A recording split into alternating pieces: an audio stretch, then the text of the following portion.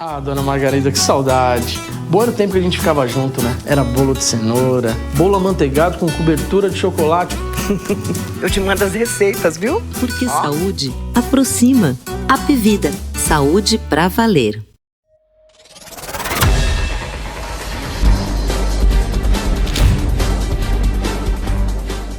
Ei você, leitor, meus queridos leitores e leitoras do Portal da Holanda. Estou de volta aqui. E como vocês podem ver, com uma nova personalidade que vem abordar um assunto que eu considero, e isso você vai perceber e vai acabar por concordar comigo até o final da entrevista. É um assunto do seu interesse, da maior importância. Agora, eu estava vindo para cá agora e pensando o seguinte, quando, ao longo da minha vida, eu vi certas coisas no comportamento das mulheres, eu vi sempre alguém dizer, isso é coisa de mulher, isso é... Entenderam? O programa de hoje é um programa que vai falar de coisa de homem. O programa de hoje vai falar de coisa de homem. O programa de hoje é do maior interesse dos machos, entendeu? Aqueles do sexo masculino. Mas antes, eu quero dizer para vocês o seguinte, que se vocês prestarem atenção, aí na vida de vocês, quem sabe, vocês irão concordar comigo, e agora. Uma vez um médico me disse o seguinte, Humberto, se você quiser que um homem faça prevenção, que um homem visite o médico, conversa primeiro com a mulher dele, porque as mulheres são fundamentais para que os homens que relutam por uma série de coisas, medo, preconceito e seja lá o que for. O assunto de hoje, minha gente, os assuntos de hoje serão abordados por um homem que é detentor da excelência na área médica dele, o urologista Giuseppe Figliolo. O doutor Figliolo está aqui para conversar com os homens, e nem que seja através das mulheres que estão ouvindo aí, eu sei, e o meu apelo é que vocês conversem com seus homens depois de ouvir todos os importantes temas que serão abordados pelo doutor Giuseppe Figliolo. Vamos conferir se o que eu falei aqui procede? Vamos embora?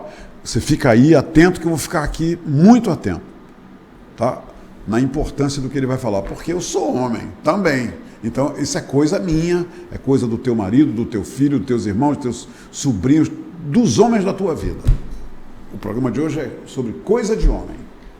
Doutor Giuseppe, seja bem-vindo à Hora do H. Bacana que o senhor conseguiu, e eu sou muito grato ao senhor por isso, conseguiu toda essa engenharia para vir até aqui conversar com a gente, né, atrapalhando, inclusive, eu espero que não muito, os seus afazeres médicos.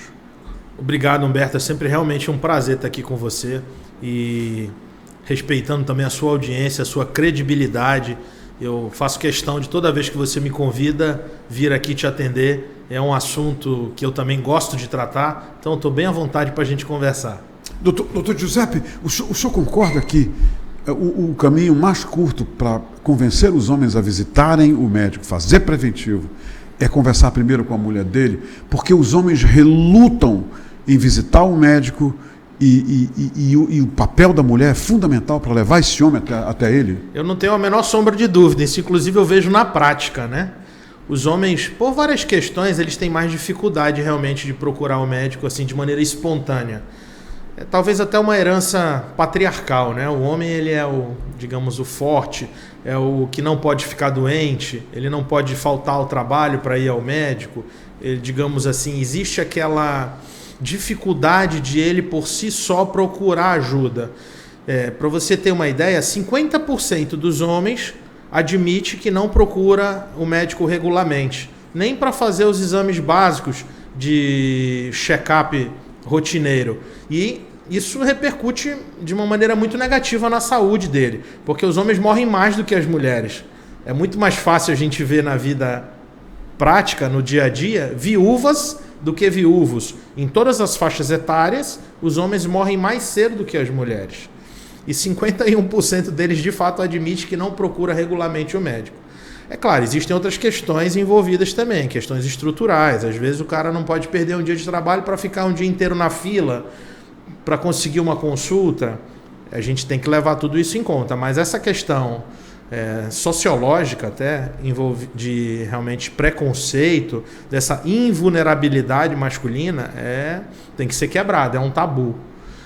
A política nacional da saúde do homem, ela é muito recente também. O Ministério da Saúde tem uma política nacional de saúde do homem, mas que foi criada somente 20 anos depois da criação do SUS.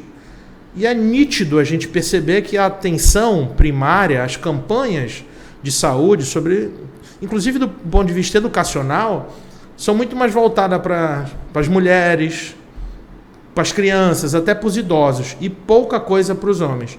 Então, os homens realmente estão ainda engatinhando nesse sentido de procurar ajuda. E as mulheres têm um papel fundamental. Eu sempre digo que a companheira, né, a filha, a neta, a esposa, a irmã, elas que estão nos assistindo, elas têm um papel fundamental de alertar esses homens. Porque é mais fácil eles se tratarem antes de ficarem doentes.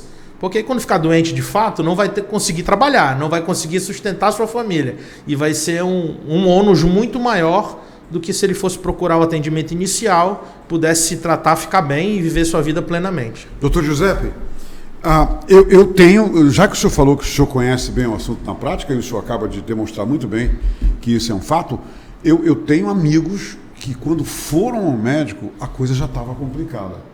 Então, essa situação das pessoas irem até o seu consultório, já com o tumor ou o mal bem instalado, é comum?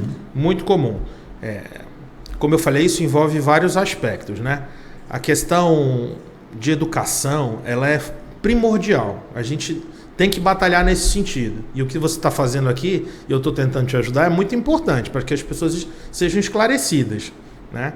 Por exemplo, uma doença que é diagnosticada no início, o indivíduo tem 90% de chance de cura. Só que no começo, muitas das vezes, ela é assintomática. Ela não oferece grandes sinais e sintomas.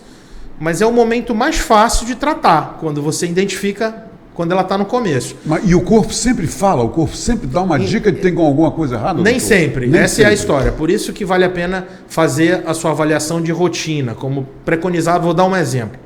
Em relação à próstata. Homens a partir de 50 anos devem fazer o PSA e o toque retal.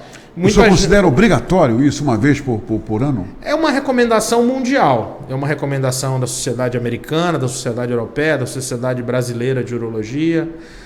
Embora o INCA, que é o Instituto Nacional do Câncer, que é o que formula as políticas nacionais nessa área, ele tem uma certa, digamos assim, reticência no sentido de que indicar essas campanhas de prevenção talvez não tragam um resultado prático muito importante do ponto de vista econômico, mas a gente percebe que essa mentalidade já está caindo, que quando você diagnostica no começo, o tratamento sai mais barato, inclusive. O paciente é tratado e fica curado, não fica internado durante dias no hospital, às vezes precisando de tratamentos complementares muito mais caros e etc.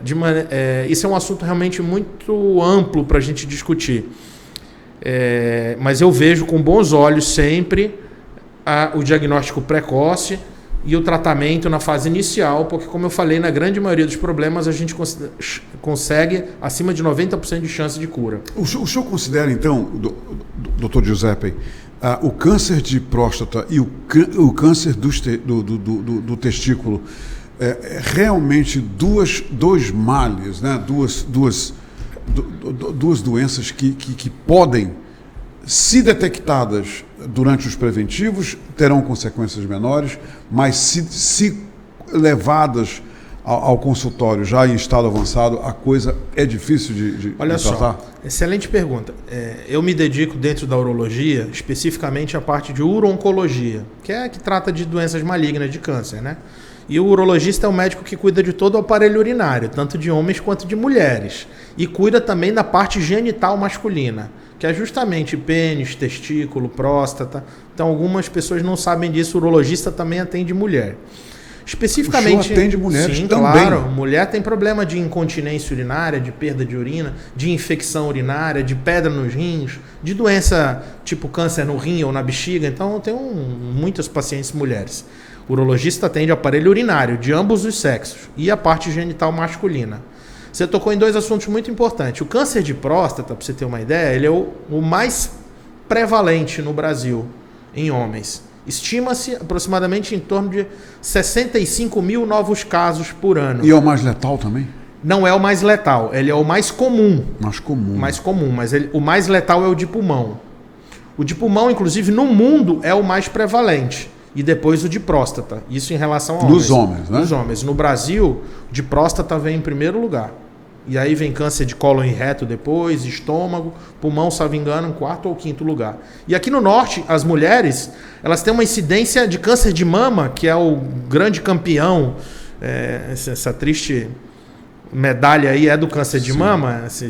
Ela no norte é a única região do país onde o câncer de colo de útero se aproxima dos níveis de câncer de mama. Aqui no Amazonas, principalmente, nós somos líderes mundiais em câncer de colo de útero. Talvez até pela questão do HPV. E existe vacina. Existe vacina. É evitável esse câncer nesse de colo sentido. do útero. Olha só. Existe vacina para isso. Essa é a nossa luta. É por isso que a gente precisa batalhar de maneira preventiva e também com um programa de educação. E em relação ao de testículo, que você me perguntou, esse não é tão comum. Mas é um câncer raro, doutor. Ele é considerado raro. Ele é responsável aproximadamente por 1% dos tumores malignos na população em geral.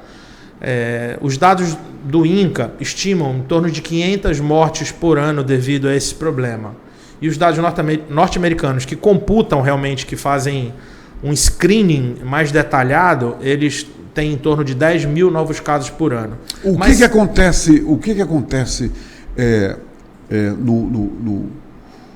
em relação ao câncer de testículo? É nessa área que é produzido os hormônios e os espermatozoides? Olha só que coisa interessante.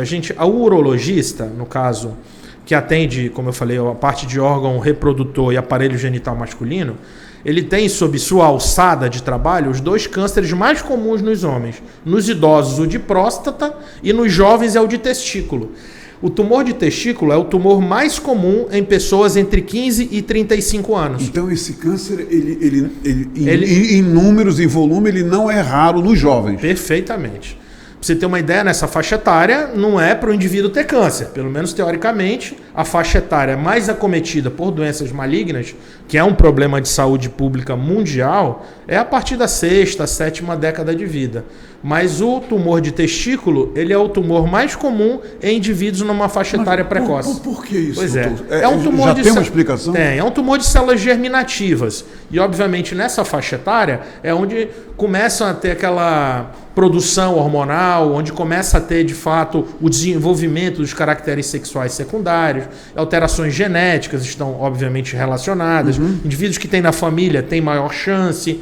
Pessoas que têm, por exemplo, alterações do tipo criptorquidia, meninos que nasceram sem o testículo na bolsa testicular, que o testículo não desceu. Quando o menino nasce, os testículos não desceram ainda. Não, quando ele é um embrião, quando ele é um feto, que ele está ainda na barriga da mãe, os testículos eles nascem lá atrás, no retroperitônio, atrás do abdômen. No 3º trimestre eles migram para a bolsa testicular. E quando eles descem? Normalmente já no 3º trimestre. A partir do 6º, 7º mês, os testículos começam a migração. E o que você está querendo dizer é que existem meninos que nascem sem a descida. Sem a descida. Esses pacientes têm maior chance de desenvolver no futuro problemas do tipo câncer de testículo. Tem entre 4 e 6 vezes mais chance. Então, para você ver a importância, inclusive, do urologista na faixa etária mais precoce. Crianças, que sintomas adolescentes. Os jovens têm quando tem esse tipo de problema, doutor? Olha só, e como encaixa com o que eu te falei. Na grande maioria dos casos, numa fase inicial, A doença é assintomática. O indivíduo não tem grandes sinais e sintomas. Nada. Não sente nada. E é a fase ideal para fazer o diagnóstico. O testículo é um órgão externo, então é fácil de examinar.